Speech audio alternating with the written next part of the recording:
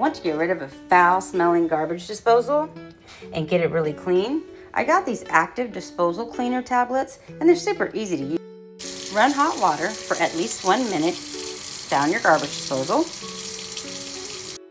Reduce water to a pencil-sized stream. Drop into your garbage disposal. Watch as the yellow foam comes up while it cleans and deodorizes.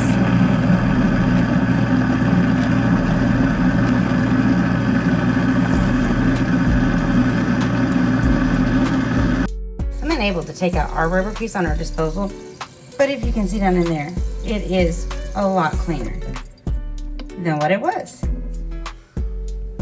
You should give these